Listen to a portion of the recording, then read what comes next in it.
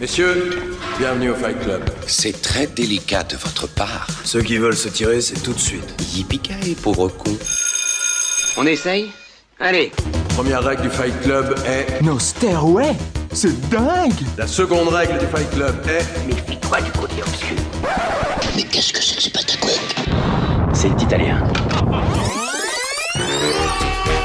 Croyez-vous à la magie noire ? Oh, absolument. Allez, non, mais essayez de développer un peu. M'apprends pas mon boulot, mon petit gars. Bon, bah lui, il va me prendre la tête. Oh là, attends, quel est ton nom déjà ? Egg Shen, chauffeur de car. J'ai passé l'âge de ces conneries.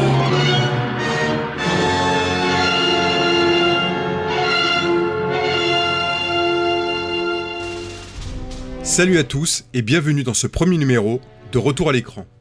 Alors avant de commencer, on vous explique un peu le principe de ce podcast consacré au cinéma. Un podcast sur le cinéma fait par 3 vieux potes qui sont tombés dedans quand ils étaient petits, qui s'étaient un peu perdus de vue et qui ont recroisé leur chemin après 15 ans de séparation. On a eu envie de reparler du cinéma de notre jeunesse, de ces films des années 70, 80 ou 90, des films qui nous ont marqués de manière pas très objective, attention c'est pas des nanars, mais des films solides, qui ont souvent eu du succès mais qui pour certains ont été un peu oubliés depuis pour diverses raisons. C'est de ces films-là dont on va vous parler. Nous vous raconterons comment ils ont été produits, nous vous donnerons bien sûr nos impressions en évitant de spoiler autant que possible, et sans passer non plus sous silence leurs éventuels défauts. On espère bien sûr qu'on vous donnera envie de les voir ou de les revoir, et comme premier retour à l'écran, nous avons choisi Backdraft de Ron Howard. Nous, c'est Tib, Max et Mick. Retour à l'écran, c'est parti. Croyez-vous avoir une chance contre nous, monsieur le cow-boy ? Qui le sait ? Qui le sait ? Salut à tous et salut Max. Salut. Salut Thibaut. Salut. Une petite précision avant d'attaquer le vif du sujet. Cette émission est enregistrée en plein confinement en avril 2020. Je confirme. Et c'était une émission qu'on avait envie de faire depuis quelques temps et le confinement a provoqué un petit peu l'occasion de s'y mettre. C'est ça. Alors tout n'est pas encore au point techniquement, mais on voulait vraiment se lancer et corriger les éventuels pépins techniques dès le prochain épisode. Un héros sort des flammes au ralenti avec un enfant sous le bras, 2 frères qui vont apprendre à se respecter, un mystérieux pyromane piège des maisons à Chicago. Ce sont bien sûr les ingrédients du film du jour que nous allons décortiquer tous les 3. Commençons par remettre en contexte Backdraft par rapport à notre réception du film à l'époque. Le film est sorti en France le 25 septembre 1991, 3 semaines avant Terminator 2. Moi, ce film-là, quand il est sorti, on l'a vu ensemble, Max et moi, et c'est un film qui vraiment m'a impacté dans les scènes d'action, dans la manière d'agencer aussi le film que j'aimais beaucoup, qui m'a beaucoup touché. Il y a tout un parcours que moi j'ai beaucoup aimé, et surtout en fait moi les films de pompiers, j'avais été marqué gamin par La Tour Infernale, donc c'est 2 films que j'associe beaucoup. Et voilà, et même en le revoyant pour ce podcast, j'ai gardé mon impression de départ. Je reviendrai un petit peu sur les petits bémols que je pourrais y mettre, mais en tout cas, moi je garde la même impression. Ouais. Oui, moi c'est un peu comme toi. J'étais peut-être un peu moins enthousiaste sur le film à sa sortie, c'est-à-dire que il m'avait plu, hein. C'était un gros film d'action, sans rentrer dans les clichés, mais bon, on est des mecs. Le côté pompier, quand même, ça fonctionne. Donc, le côté héroïque, c'est un peu ce qui nous a accrochés, un peu comme dans Top Gun, où quand on a vu Top Gun, on avait envie de devenir pilote d'avion. Backdraft, ça joue sur cette fibre d'enfant, de pompier héroïque. Voilà, donc, mais bon, après, il y a un côté, j'avais déjà trouvé un petit côté un peu lourd à l'époque, mais bon, voilà, non, ça reste quand même un bon film, hein. C'est un vrai film d'action, c'est presque un film de guerre. C'est sûr que c'est comme toi, hein. Moi j'ai passé 2h15 qui sont passées comme ça, vite, bien, passé un bon moment, et c'est quand même plutôt positif, hein.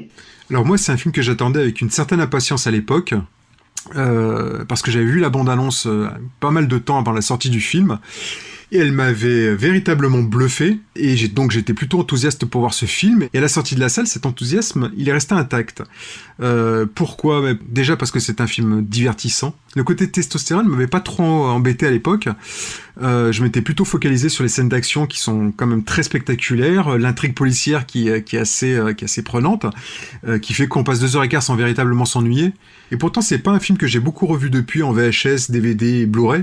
Et ce podcast était l'occasion de le revoir enfin. Et l'impression que j'en ai eue, c'est une impression qui reste positive. Après, j'ai quand même quelques bémols sur lesquels je reviendrai plus tard.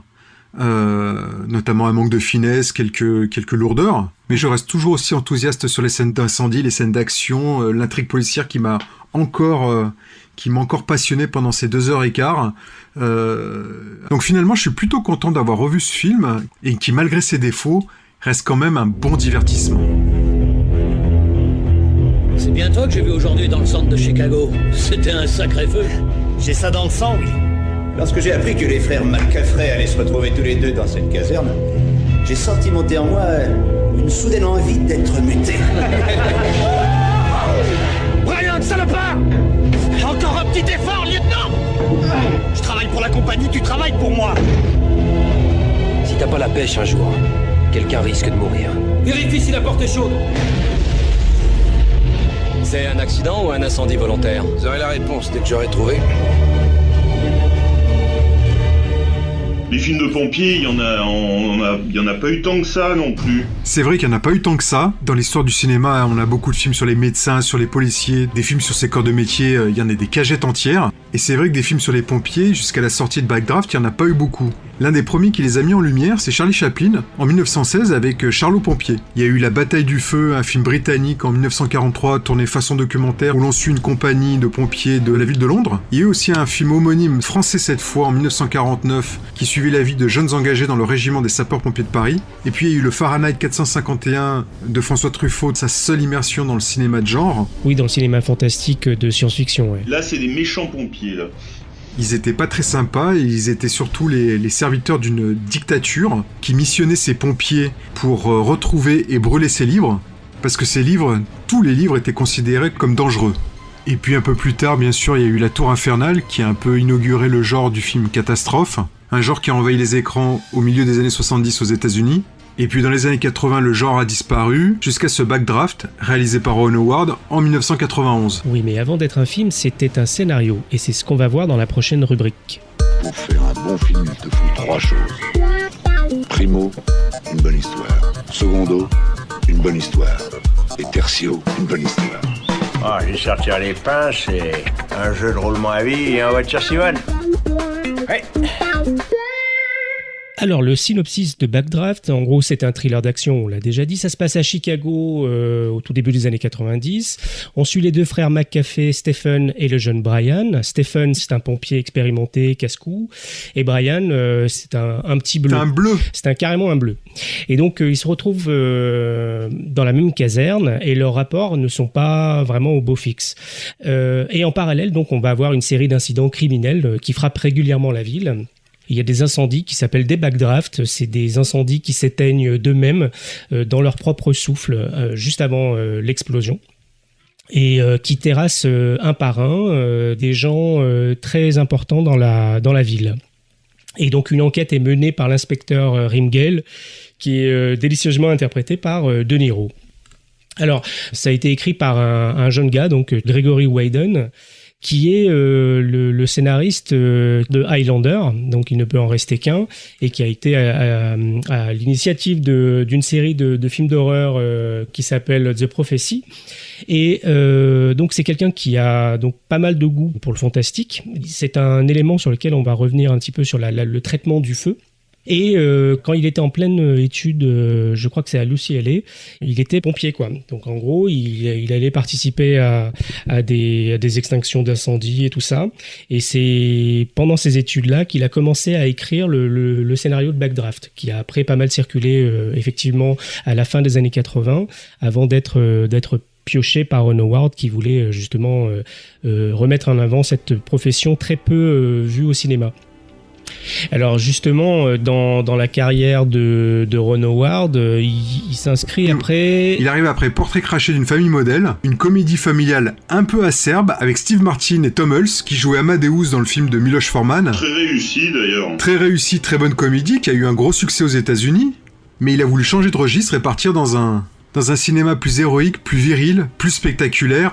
Ouais, je pense aussi que le fait d'avoir fait des films comme Cocoon, Willow, Splash aussi lui permettent d'arriver sur ce terrain-là, parce que malgré tout, Backdraft est un film qui intègre de la pyrotechnie, des VFX et des SFX, des effets de plateau et des effets en post-prod. Je pense que ces 3 films-là précédents, donc Willow, Cocoon, Splash, lui ont vraiment permis de faire ses gammes pour réaliser Backdraft. Ouais, qui avait bien en plus qui avait bien à l'époque que c'était Cocoon, ça avait été un événement quand même. Hein. Ouais, carrément. Splash aussi, Willow un peu moins. Mais pour rebondir à ce que tu dis, je suis assez d'accord. En fait, finalement, Portrait craché d'une famille modèle, c'est un peu le film un peu à part, en tout cas dans cette partie de la filmographie de Ron Howard. En fait, c'est surtout un film qui lui a permis de se réhabiliter après l'échec de Willow, parce que, comme tu le dis très bien, il a enchaîné plutôt des films fantastiques, plutôt des gros films à gros budget, un peu fantastique, un peu ci, un peu ça. Et en fait, Willow, qui était le dernier d'une série après Cocoon et Splash, en fait n'a pas marché, a été plutôt un échec commercial, et pour se relancer il est parti dans la comédie, un domaine un peu moins risqué on va dire en termes de budget, et ce qui lui a permis de se remettre sur pattes pour pouvoir réenchaîner sur quelque chose, d'un projet un peu plus gros, un peu plus lourd comme les Backdraft. C'est aussi son pédigré de départ aussi, enfin, c'est quand même quelqu'un qui s'est fait découvrir comme acteur dans la série Happy Days, tout ça, et dans un de ses premiers films il avait fait appel aussi à Henry Winkler qui joue Fonzie aussi pour faire une des comédies. Ses 3 premiers films sont des comédies. C'est vrai, des petites comédies qui ont marchoté, certaines sont pas arrivées jusqu'à nos écrans à nous, mais sont arrivées sur les étals de nos vieux vidéoclubs.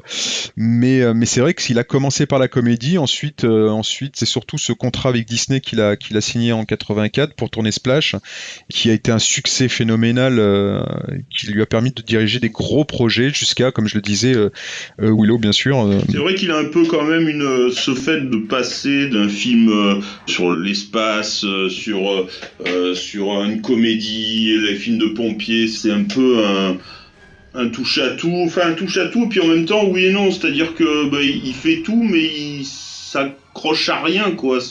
La patte Ron Howard existe pas vraiment quoi en fait. C'est un peu ce qu'on peut lui reprocher, ce qu'on lui reproche toujours à Ron Howard, il a un peu touché à tous les genres, c'est un réalisateur qui tourne beaucoup, peut-être un peu trop d'ailleurs, et ce qui empêche souvent justement peut-être de le juger à sa juste valeur, même si il faut le reconnaître, et je suis d'accord avec vous, c'est pas un grand réalisateur, il n'a pas sorti de grands chefs-d'œuvre marquants de l'histoire du cinéma, mais je pense que c'est malgré tout un réalisateur majeur d'Hollywood, encore aujourd'hui, et surtout à l'époque en fait, parce que les films dont on vient de parler, ça reste malgré tout des bons films, des films que beaucoup connaissent, que beaucoup ont vus, et qui sont plus ou moins appréciés quand même encore aujourd'hui, quoi.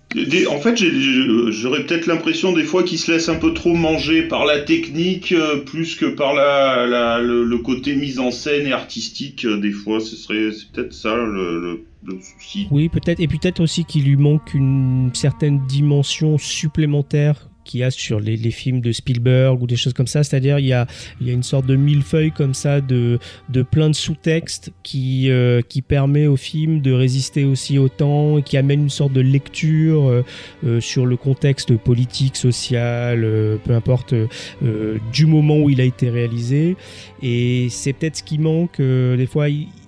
Peut-être parce qu'il est humble. Moi, je vois ce mec-là un peu comme John Badham ou des gens un peu comme ça. Non, c'est pas faux. Vraiment un mec assez humble. Il essaye de faire des bons films, un peu à la Robert Wise, Fleischer ou des gens comme ça. Et bon, les films restent pas forcément dans l'histoire, mais quand on les revoit, en général, pour la plupart en tout cas, on passe toujours un bon moment, quoi. Oui, voilà. Quelque part... Spielberg a ce talent de pouvoir faire des films à vrai texte, avec une vraie intention, avec un vrai point de vue, ce que ne fait pas Ron Howard, qui lui se contente, je mets les gros guillemets, se contente peut-être de ne faire que du cinéma de pur divertissement, ce qui fait que cette patte-là de mise en scène, elle l'a pas. Et je te rejoins Thibaut, je pense que c'est aussi parce qu'il a une vraie approche plus technique qu'artistique de ces films. Mais oui, après ça reste du divertissement, plutôt du bon divertissement dans l'ensemble, hein, et jusqu'à récemment encore. Backdraft, c'est aussi l'histoire d'un casting aussi. Donc on a Kurt Russell qui n'a pas le rôle principal, même si c'est lui qui est crédité en premier sur l'écran.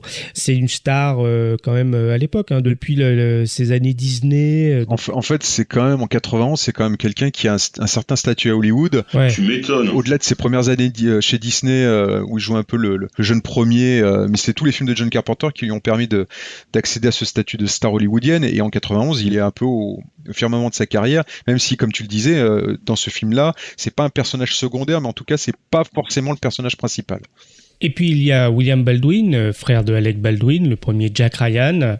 William Baldwin, au moment de Backdraft, c'est un jeune premier. Hein, il vient de sortir de L'Expérience interdite, Flatliners de Joel Schumacher. Il attaque Backdraft. C'est malgré tout le personnage principal. C'est quelqu'un qui a une belle gueule, qui fonctionne. Mais bon, si on peut commencer à mettre un petit peu des bémols, il est un petit peu fade. Non, fade, c'est pas le mot. C'est pas ça que j'aurais dit, non. Ça n'a jamais été un grand acteur, hein, non. Par rapport à son frère. Après, sur ce film-là, on va dire qu'il colle physiquement au personnage de par d'une petite ressemblance avec Kurt Russell, donc qui joue son grand frère, mais William Baldwin, il n'apporte pas forcément l'épaisseur que ce personnage méritait d'avoir. Oui, c'est dommage parce que c'était quand même un personnage fil rouge de l'histoire, quoi. C'est lui qu'on suit, c'est son œil à lui qu'on a sur le rôle du pompier. Donc ouais, c'est vrai que ça fonctionne quand même. Hein. Oui, ça fonctionne. On se dit jamais dans le film que c'est une erreur de casting, qu'il est catastrophique. Il le joue peut-être pas comme il devrait, aussi bien qu'il devrait le jouer, mais en tout cas à mon sens, il avait parfaitement à sa place. Voilà, ouais, c'est un peu pour ça que je disais qu'il était un peu fade, c'est-à-dire qu'il amène pas de relief à son personnage en fait, au-delà de ce qui est écrit, quoi. Et lui, on va le suivre, comme tu disais Thibaut, on va le suivre un petit peu dans toute l'histoire. C'est lui qui nous permet d'être le fil rouge du film, mais c'est aussi lui qui nous permet de comprendre un peu les us et coutumes chez les pompiers. C'est aussi lui qui va nous permettre de comprendre un peu les rouages de l'enquête, parce qu'il va être amené à participer à l'enquête avec un autre personnage qui est lui campé par Robert De Niro. Hein, donc bon, Robert De Niro, on va peut-être pas lui faire le déshonneur de présenter cette star du cinoche. On va le suivre aussi avec les liens qu'il a avec le maire de Chicago, et notamment une adjointe au maire qui est interprétée par Jennifer Jason Leigh, qui est une très bonne actrice. Hein, on l'a vu dans les années 80, dans La chair et le sang de Paul Verhoeven, dans Hitcher de Robert Harmon, et après Backdraft, elle tournera Rush de Lily Finizanuc, que j'aime beaucoup moi. JF partagerait appartement, ça c'est un gros rôle aussi pour elle. Dolores Claiborne, Existence, tout ça. Et puis jusqu'à très récemment, où on l'a vu dans Les 8 salopards de Tarantino, ou encore dans Annihilation d'Alex Garland, quoi. Et là, ce qui est intéressant, c'est on suit un petit peu les rouages administratifs de la gestion des pompiers, et c'est tout ça est vécu au travers du personnage de William Baldwin, quoi, qui va avoir forcément une histoire d'amour avec cette jeune femme qui avait déjà été amorcée 6 ans auparavant, avant le début du film. Hein. C'est peut-être une relation qui est sacrifiée dans le scénario au profit d'autres éléments, mais qui est quand même assez fonctionnelle, qui marchote quand même, je trouve. Ouais, c'est un film de guerre. Hein. Ces histoires, elles sont plus ou moins importantes pour camper les personnages, pour asseoir le rôle du pompier dans la société et tout ça. Mais bon, c'est vrai que ça reste assez secondaire et pas toujours très adroit, je trouve, dans certaines scènes, mais bon, voilà, de toute façon, ça reste tellement pas si important dans le film, puisque on y est là pour regarder des scènes de feu, donc c'est très réussi d'ailleurs, de toute façon. On a parlé des 4 acteurs principaux, enfin ceux qu'on voit le plus dans le film, mais on a quand même Scott Glenn qui fait partie du cast, un second couteau hollywoodien de talent. On a Rebecca De Mornay, on a Donald Sutherland, voilà, on a quand même un gros cast qui fait plaisir à voir et qui fait parfaitement le job tout le long du film. Ouais, Donald Sutherland, il a 3 scènes dans le film. Les 3 scènes sont vraiment brillamment écrites, je trouve, et très très bien interprété. Là, vraiment le personnage, ce qu'il véhicule, pourtant on en connaît très peu de choses sur lui, mais il arrive à amener une certaine dose de malaise, tout ça, parce que c'est un personnage de pyromane qui est hyper intéressant. Et bon, voilà, c'est toujours un plaisir de revoir Donald Sutherland, quel que soit le film. Hein. C'est toujours un grand plaisir de le voir. Il est toujours actif aujourd'hui, hein. Un acteur de qualité qu'on avait découvert fin des années 60, début des années 70, dans MASH, dans L'invasion des profanateurs, dans Ne vous retournez pas, voilà, il a joué quand même dans des gros films, dans des films qui sont toujours très très bons aujourd'hui. Et dans ces 3 scènes dont tu parles, il a toujours une présence impressionnante. Shadow, tu te rappelles de ça? Tu te rappelles, Ronald? Tu te rappelles à qui ça appartenait? Qu'est-ce que tu as fait à cette petite fille, Ronald? C'est pas juste, Shadow. Qu'est-ce que tu lui as fait à cette petite fille, Ronald?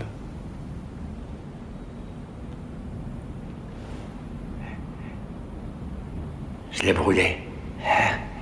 Tu l'as brûlée. Qu'est-ce que tu fais aux vieilles dames, Ronald? Je les brûle. Et le monde, alors, Ronald? Qu'est-ce que tu aimerais faire au monde entier? Tout brûler.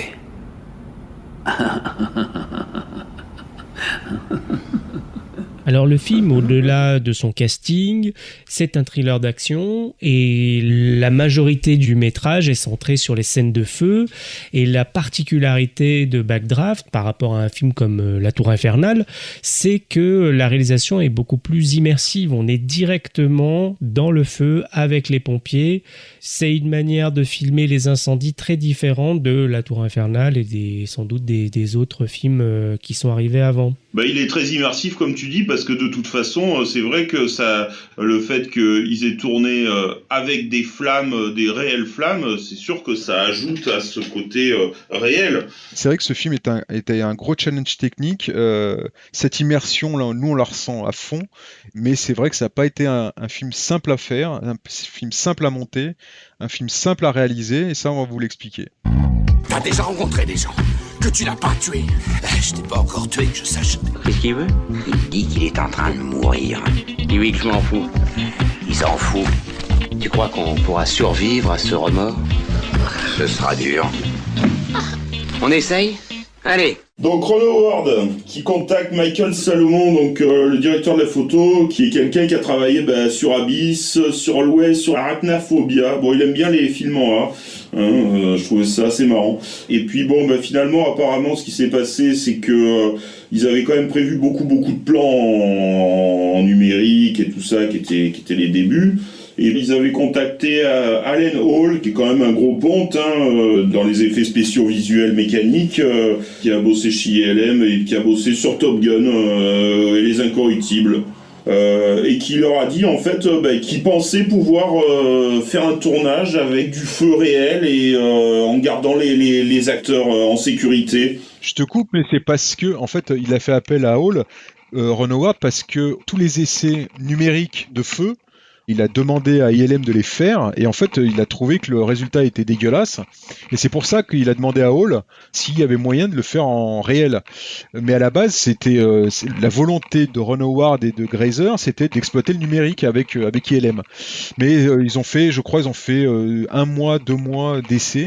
Et à la fin ils ont dit c'est une catastrophe, et donc c'est 6 semaines avant le début du tournage où ils ont appelé Hall en catastrophe pour le faire, et Hall a fait des essais dans un hangar, et à la fin il a dit ok ça fonctionne, on va le faire comme ça. Ouais, ils ont réquisitionné un grand hangar, ils ont coulé une dalle en béton, ils ont fabriqué tout, ils ont tout fabriqué avec des matériaux unifugés.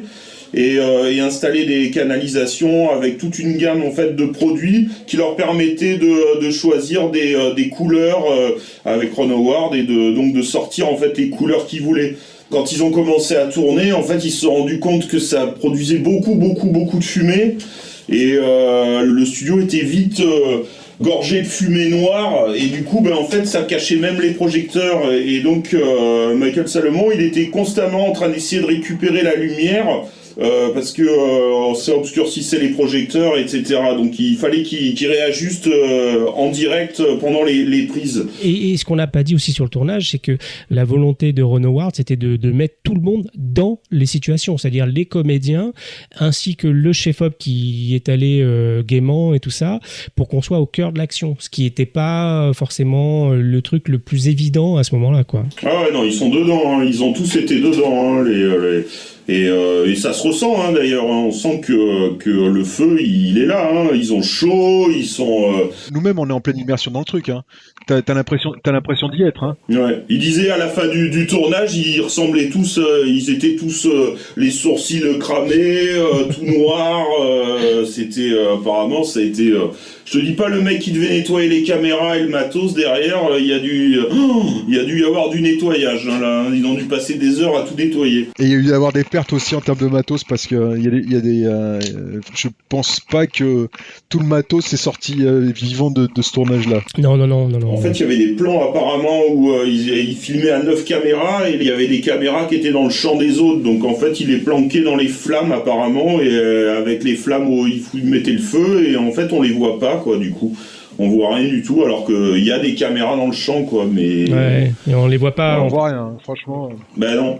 Quand ils ont filmé aussi, vous voyez bien, au début, ils pensaient que filmer c'était une chose, mais ils se sont rendus compte aussi, il y a eu un gros travail d'étalonnage, parce que le feu ressortait blanc, en fait, sur les rushs, et les acteurs étaient souvent sous-exposés, donc il y a eu gros travail d'étalonnage. C'est aussi, il a rajouté de la puissance en face, la face caméra, pour pouvoir justement gommer cette différence de contraste. Voilà, c'est ça.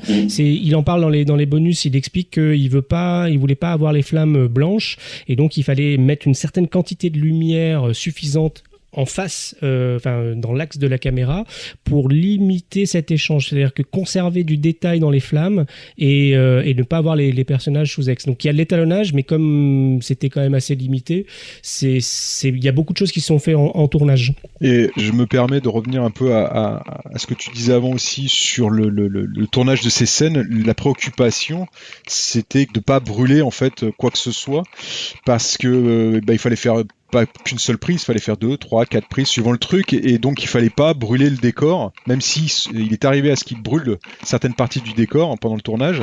Donc je parlais de la question des vannes, en fait, ils mettaient pas le feu, en fait, ils ouvraient les vannes pour faire des flammes, pour les refermer, pour éviter que les choses s'enflamment, et tout était traité, comme tu l'as très bien dit, en matière inifugée, justement pour pas que ça flambe. Voilà. Mais ils ont utilisé des tonnes, mais quand je dis des tonnes, c'est des tonnes de colle. Ils enduisaient tous les décors avec de la colle. Ça, par contre, ils étaient obligés de l'éteindre à l'extincteur à chaque fois, hein.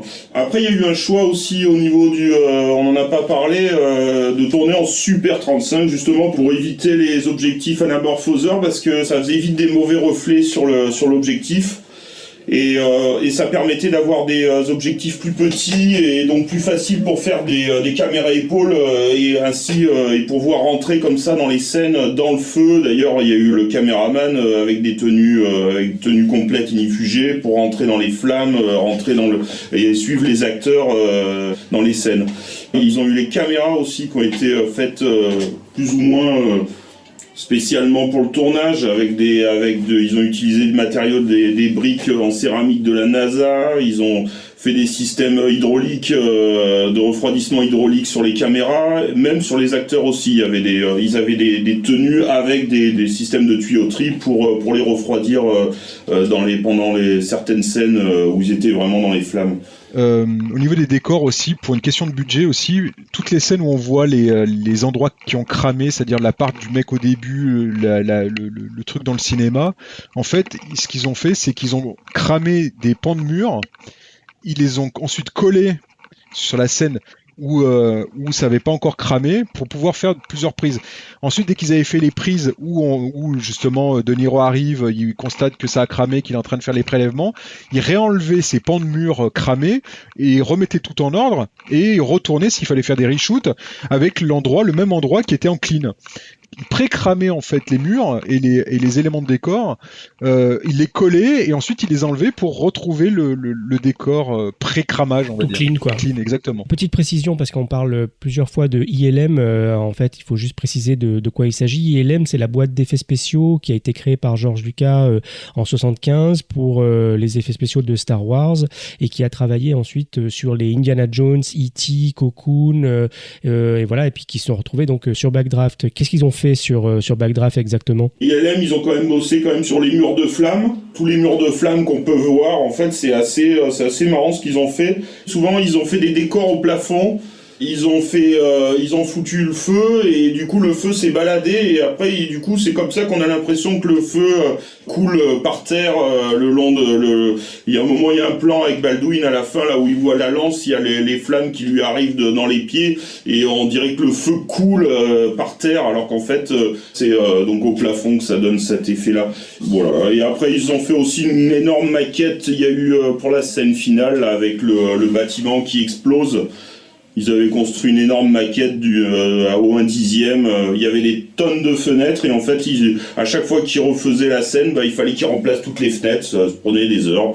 D'ailleurs, est-ce que c'est une question que je me suis posée, enfin je pense que c'est oui, enfin je pense que ça se voit, la scène où Baldwin est sur le toit de l'immeuble et que le toit commence à s'effondrer, t'as ce plan un peu large où tu le vois courir en fait et que t'as tous les trucs qui s'effondrent, c'est certainement une maquette avec une incruste. Alors il y a plusieurs choses, il y a la maquette quand le bâtiment explose, l'autre côté en fait c'est un matte painting donc avec Baldwin qui a été incrusté en rotoscopie donc sur le toit et après qui a été retraité numériquement et plus rajouter à ça les scènes avec les gros plans où on le voit avec le décor qui était sur vérin où on voit le sol qui s'effondre sous les pieds quand il court. Voilà. Ça fonctionne d'ailleurs et je crois qu'apparemment il y a Ron Howard qui a demandé que ça soit un peu dégradé au niveau de l'image parce que quand ils ont filmé, quand ils ont incrusté et donc refait un peu retouché numériquement, c'était trop propre par rapport au reste des plans avant et après. Ça manquait d'homogénéité, il a fallu qu'ils dégradent un peu qu'ils pixelisent un peu les plans apparemment. Voilà. Il y a la scène de l'ascenseur qu'ils ont tourné dans une piscine municipale. Ils ont accroché la cage d'ascenseur à une grue pour faire monter et descendre le niveau de l'eau dans l'ascenseur. Mais honnêtement, c'est quoi, le film a 30 ans l'année prochaine. Honnêtement, de ce point de vue-là, des effets spéciaux numériques, pas numériques, mécaniques, tout ça, putain, ça tient. Honnêtement, ça tient franchement la route. Moi, j'étais bluffé je me suis jamais dit, putain, ça a pris un coup de vieux. Visuellement, le film, il avait toujours de la gueule, quoi. Ah ouais, non, c'est beau, hein. Il y a juste un plan où on est dans la séquence finale où Baldwin affronte le feu, etc. Il y a un plan où il y a des surimpressions des flammes. Il y a un mur de flammes. Ah, c'est vrai. C'est le seul moment où tu dis aïe. Ouais, on voit un petit peu mais bon, de toute façon, dans l'ensemble, c'est tout tourné en direct, donc. Il y a un plan de coupe où en fait on voit les murs qui s'enflamment et là ça se voit que c'est les surimpressions. Je suis d'accord. Ouais. Sinon, après tout le reste, c'est nickel parce que c'est du live, quoi, tout simplement. Ouais. Il y a pas de trucage CGI. Non, mais techniquement, donc... c'est quand même un film qui reste brillant. Je vais faire mon vieux con, mais par rapport à des prods aujourd'hui qui sont entièrement faites en numérique, voir un film qui a 30 ans, qui tient techniquement, visuellement aussi bien la route et qu'on a des bouses qui sont produites depuis de ces dernières années où tu regardes et tu dis mais c'est une catastrophe artistique, aussi bien artistique que technique, tu fais ouais quand même, putain. C'est le côté artistique qui a quasiment disparu en fait, moi je trouve. Dans le film, il y a 3 grosses scènes d'incendie. Il y a la première avec le père au début où on est très passif. On voit juste, on est là d'un côté, c'est l'œil de l'enfant. On reste dans un traitement assez classique. Et après, il y a le deuxième incendie où là, on est à l'intérieur, vraiment le côté pompier, maîtrisé. Avec le regard de Baldwin, qui donc ils sont dedans, etc. Vraiment. Et après, il y a le dernier feu, où là, c'est vraiment le côté... Il n'y a absolument plus rien de maîtrisé, le feu, il part dans tous les sens, c'est une bête incontrôlable. Ouais, il y a une escalade de la manière de représenter les incendies au fur et à mesure, ouais. C'est une montée, c'est quelque part, c'est la bête qui grossit, jusqu'à affronter, en fait, le héros va affronter la bête qui s'est nourrie jusqu'à la fin du film. T'as cette montée en puissance du mal, en fait. Je reviens à la notion de diable, en fait, ce mal, en fait, qui, comme tu le disais très bien, dans la première scène du film, en fait, on l'entreaperçoit de loin, avec les yeux de l'enfant, on a juste un trou qui se forme et qui nous fait comprendre que, il s'est passé un truc et qu'il y a un danger là-haut. Mais on reste très loin de ce danger-là. Et plus le film avance, plus les scènes d'incendie se succèdent, plus on rentre dedans jusqu'à ce final qui est assez dantesque, hein, où on est en pleine immersion et nous-mêmes on est attaqué par cette bête. Ah ouais, c'est l'enfer quoi, c'est vraiment l'enfer. On est en enfer, exactement. D'ailleurs, il y a un plan dans la séquence finale où il y a la lance d'incendie qui se balade et tout ça, il y a un plan large qui fait... c'est le dragon, hein. Ouais, c'est ça fait carrément le dragon, quoi. Il le maîtrise, il l'attrape, c'est... Le dragon qui crache de l'eau. C'est ça qui est génial. On a aussi le feu qui est traité comme un élément fantastique parce qu'on a l'impression que le feu s'adresse à Alec Baldwin, et dans les bonus du film, il y a plusieurs pompiers qui en parlent, qui disent voilà, il faut parler du feu parfois comme de quelqu'un parce que il y a une sorte d'intelligence, il faut le traiter comme quelqu'un, quoi. Je trouve qu'il le traite presque d'un point de vue religieux en le nommant la bête, c'est-à-dire comme le diable, il vit, il évolue, il est sournois, moi je l'ai vu comme ça en fait. Même si le film ne parle pas du tout de religion, mais je pense qu'il en parle uniquement dans cet aspect-là. Ça amène peut-être le côté fantastique, quelque chose qui est absolument pas maîtrisable, quelque chose qui vient de nulle part, quelque chose qu'on n'arrive pas à cerner, quelque chose qui te regarde aussi. Le fait de... souvent dans le film, il te parle d'ailleurs, ce talent me le dit, est-ce que la bête t'a regardé dans les yeux? Et c'est un peu ça, c'est un peu face à la mort, face au diable, face au... Il y a tout un sous-texte religieux, je trouve, qui est plutôt amené assez intelligemment, sans trop d'exagération, comme on pourrait le craindre aujourd'hui. Il lui parle au feu pendant certaines scènes qu'entre seuls. Il parle directement, il lui dit où est-ce que tu fais, qu'est-ce que tu fais, tu crois que tu vas m'avoir, il y a ce côté-là, et puis de toute façon, pour un pompier, il y a un respect, mais il y a aussi une crainte. Au moment où les gars dans le film vont pour ouvrir les portes, au moment du backdraft, il y a ce travail de son fait par Gary Rickstrom, qui est un responsable du Skywalker Ranch et qui a bossé sur Star Wars, sur des dizaines de films T2, Jurassic Park et compagnie.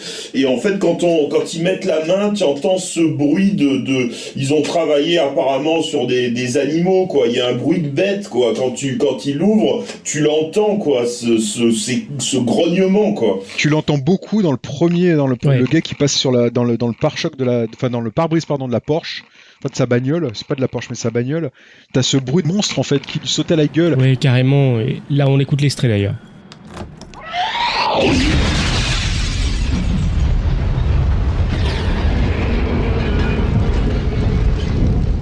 Et dans le plan subjectif du responsable du Cinoche, quand il ouvre la porte, en fait, c'est la caméra qui lui fonce dessus.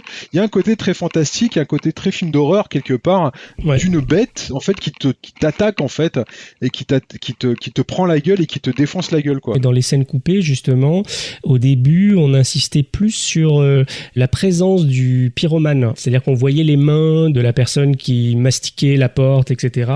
Et ça n'a pas été commenté, mais je pense que ça a été enlevé justement pour garder cette dimension un peu mystique le plus longtemps possible. Je suis complètement d'accord. Avant qu'on arrive sur qui a fait quoi, machin, mais on s'intéresse d'abord au phénomène avant le symptôme, quoi. Ouais. Et c'est en ça que ça a été intelligent de couper ces scènes-là, justement pour amener un côté très encore plus incontrôlable, encore plus mystérieux, encore plus incernable. Enfin, je sais pas si on peut le dire. Ouais, ça comme c'est ça, ça, mais... insondable et flippant, quoi. Voilà, exactement.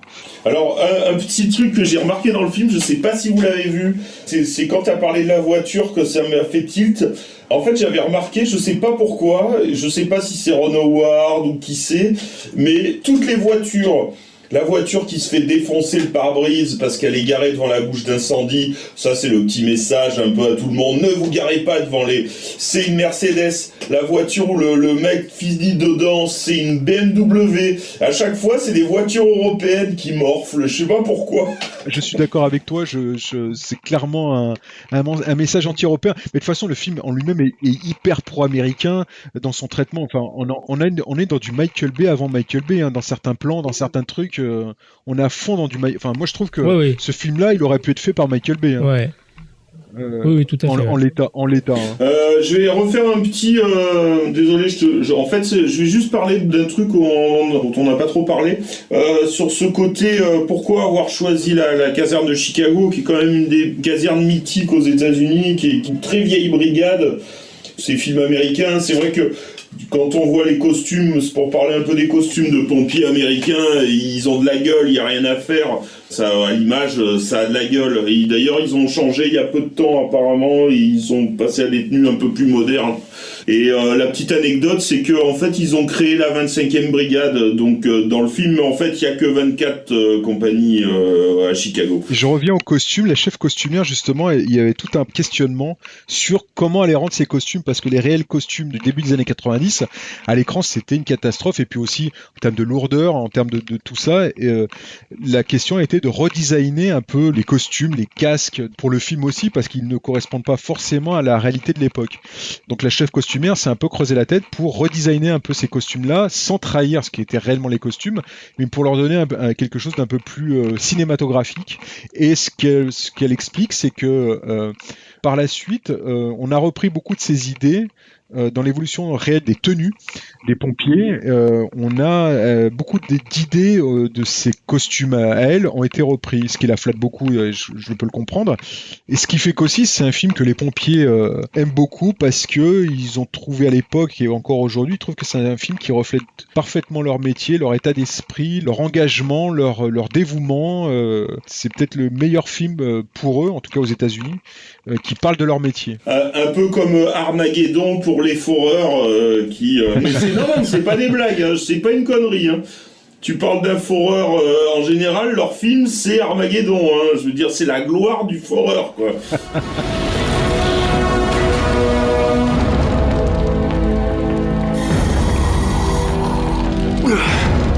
Regardez ce mec. C'est mon frère, nom de Dieu.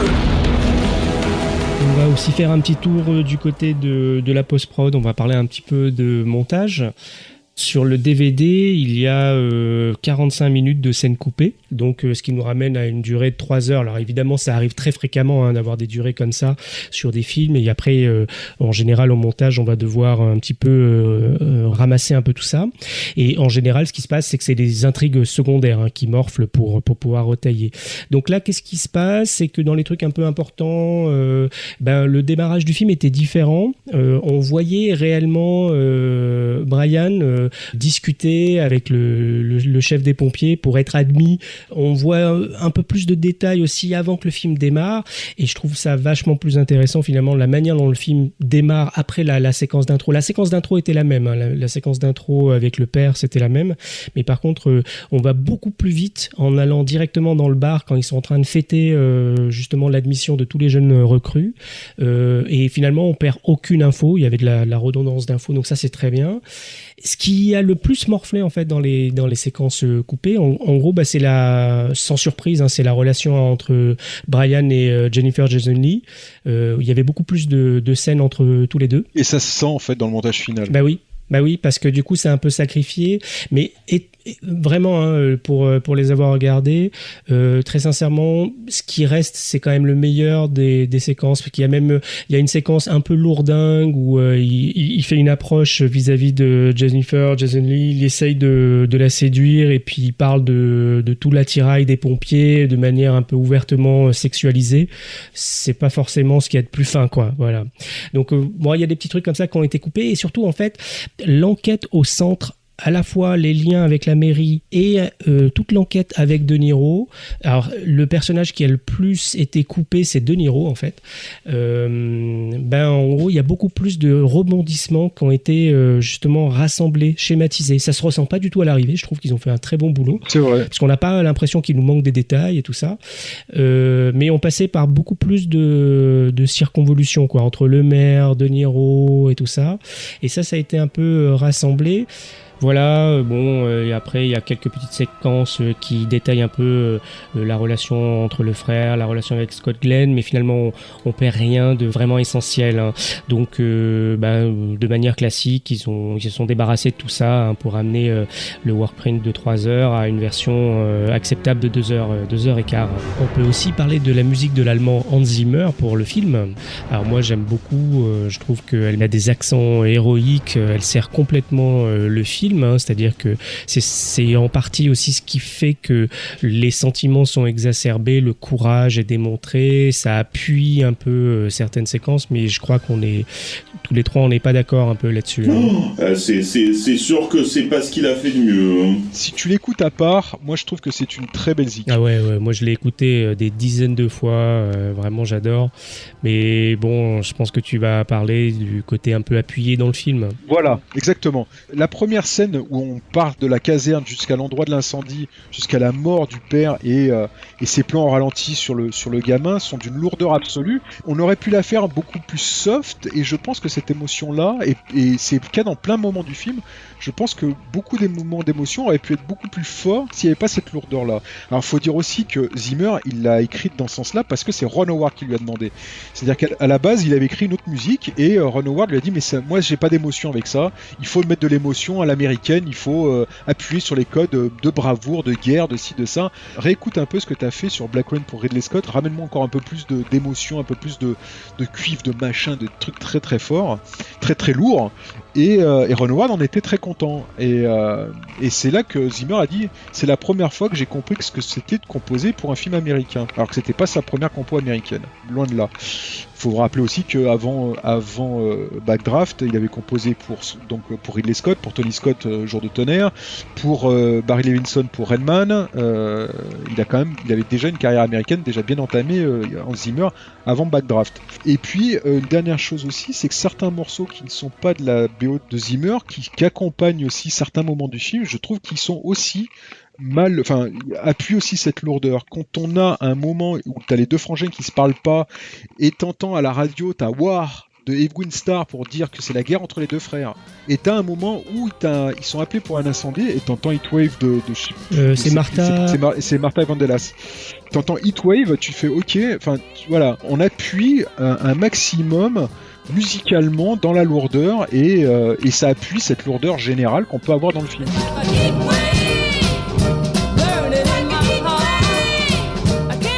On va passer maintenant à la suite, on va s'attarder un petit peu sur la sortie du film, comment le film a été reçu. Chaque fois que je vais au cinéma, je m'endors. Moi. Bah oui, ça change des magazines. Maman a coupé que ça va encore tourner autour du trou de balle, cette histoire. Le film est sorti le 24 mai 91 aux États-Unis, il est sorti quelques mois plus tard en France, le 25 septembre 91, et le film a été un succès au box-office. Backdraft a tout de même rapporté la modique somme de 77 millions de dollars de l'époque sur le marché américain et 150 millions de dollars, toujours de l'époque, à l'international.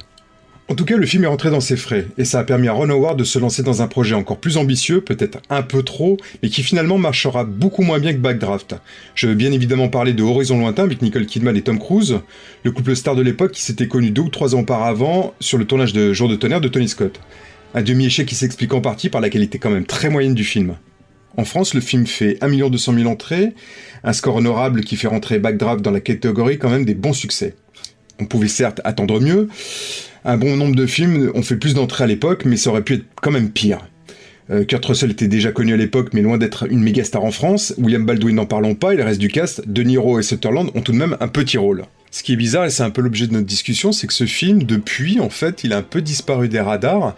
Non pas qu'il a été totalement oublié, mais c'est vrai que c'est un film qu'on cite peu. C'est un film qui est très peu diffusé, c'est un film qu'on trouve, en tout cas aujourd'hui, pas sur les plateformes de SVOD, on le trouve en VOD, on le trouve en Blu-ray, en DVD, mais on peut pas le voir sur les plateformes, les plateformes les plus populaires. Et je trouve que c'est absolument dommage qu'un film comme celui-ci, même s'il a des défauts, ne soit pas accessible à tous. Eh bien, nous arrivons maintenant à notre rubrique bilan. Que reste-t-il du film selon nous ? Oui, on va rigoler, Pamputatis. Écoutez Thérèse, je n'aime pas dire du mal des gens, mais effectivement elle est gentille. Vous savez, les avis c'est comme les trous du cul, tout le monde en a un. Eh bien, mettons-nous au travail. On va rigoler. Laisse-moi tomber, Steven. Tu tombes. On tombe. Alors pour commencer, je voulais quand même dire que l'héroïsme qu'on a pointé, qui peut paraître un peu lourdingue, moi je trouve vraiment que c'est grâce à ce côté un peu appuyé peut-être des choses que le film marche sur moi. Je trouve que le film exacerbe un peu les sentiments de fratrie, ce sentiment qu'on retrouve dans certains films, comme tu l'as dit tout à l'heure Thibaut, comme Top Gun ou des choses comme ça, qui font que ça exacerbe un peu des sentiments un peu de garçon, quoi, en gros. Voilà, et qui fait que le film marche encore sur moi, au-delà de ces séquences de feu que je trouve vraiment extraordinaires. Et toi Thibaut, je pense que tu étais un peu plus contrasté. Malgré le côté très lourdingue de la mise en scène, du scénar, de Baldwin ou même de Kurt Russell, tous les clichés de la femme au foyer, c'est dangereux, alors je peux pas rester avec toi, machin, alors que voilà, mais je sais pas, il faut faire ça comme ça. Ouais, voilà, mais sinon à côté de ça, les scènes elles restent assez incroyables et moi je l'ai regardé, je suis passé 2 heures sans m'ennuyer, j'ai passé un bon moment, malgré ses défauts, ça reste quand même un bon film, mais c'est vrai que c'est dommage que ce soit un peu tombé comme ça dans les oubliettes. Alors moi je suis complètement raccord avec ce que tu dis, je trouve que c'est un film qui manque énormément de finesse, où il y a beaucoup de lourdeur. Pourtant c'est un film qui reste divertissant, c'est un film qui reste spectaculaire, je l'ai déjà dit, toutes ces scènes d'action, ces scènes d'incendie, et encore une fois cette intrigue qui t'embarque jusqu'à la fin. Et c'est dommage parce que honnêtement j'ai marché à fond pendant les 2h15 de film, je me suis pas emmerdé une seule fois, mais je repense à ce plan à la fin du film en évitant de spoiler, où William Baldwin est en pleine hésitation quant à son avenir dans le métier, et il est au premier étage de la caserne, il entend les sirènes hurler, et il descend sur la colonne, et là il y a un plan qui résume à lui seul la lourdeur de la mise en scène de Ron Howard quand même. Hormis tout ça, on a quand même des morceaux de bravoure assez forts. Ouais, on a de l'action, c'est effectivement traité comme un film de guerre, on a la camaraderie, l'esprit d'équipe qui est mis en avant, c'est bourré de testostérone, on combat un ennemi commun, c'est le feu ici, mais il y a une couche supplémentaire, c'est qu'il y a un aspect thriller, c'est-à-dire que ça nous conduit.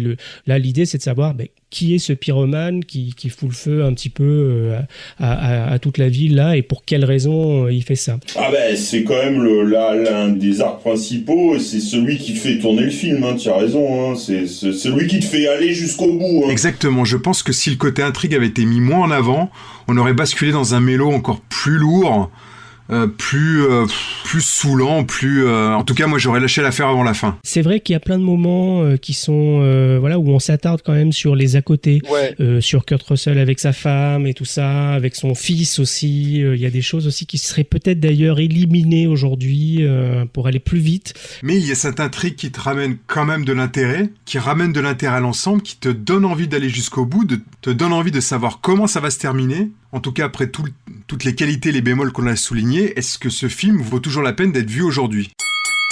Oui, pour toutes les raisons qu'on a citées, pour ces scènes spectaculaires, mais aussi pour cette caractérisation des personnages, qui reste basique, par moments même lourdingue, mais qui reste intéressante. Ouais, c'est vrai. C'est toute la problématique du cinéma d'aujourd'hui.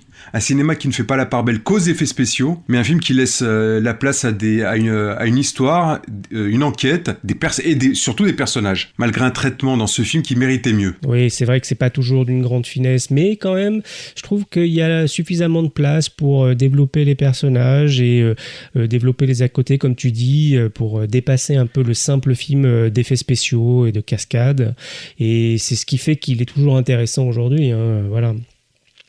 Je pense qu'on a fait le tour un petit peu. On va pouvoir passer à la dernière rubrique, l'après-backdraft. Qui sont les successeurs du film ?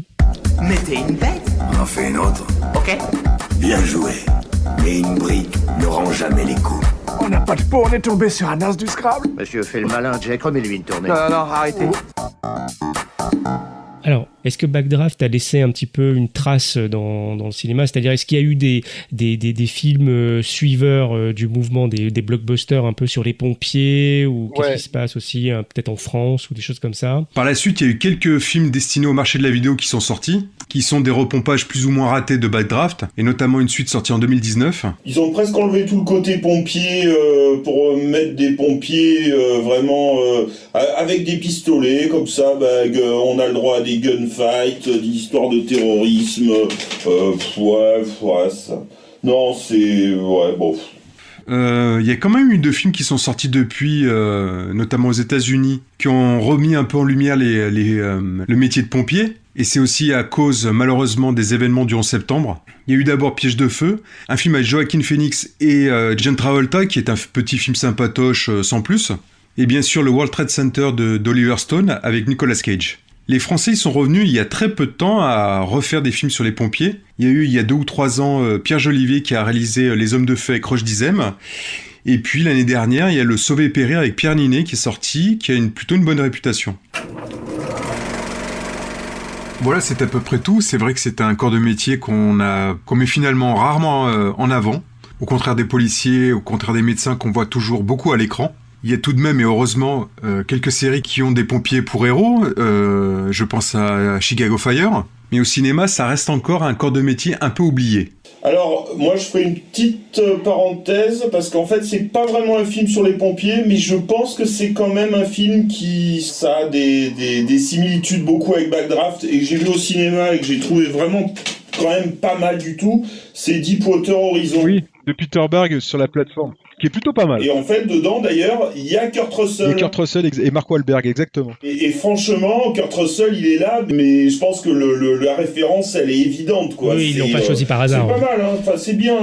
Moi, je l'ai vu au cinéma avec mon fils. J'ai baissé la tête tout le film. Hein. Mais ça m'a vraiment fait penser à Backdraft. C'est pas faux. Non, mais c'est vrai que c'est un film intéressant. C'est un film plutôt spectaculaire. C'est un film joli, avec une très belle direction artistique.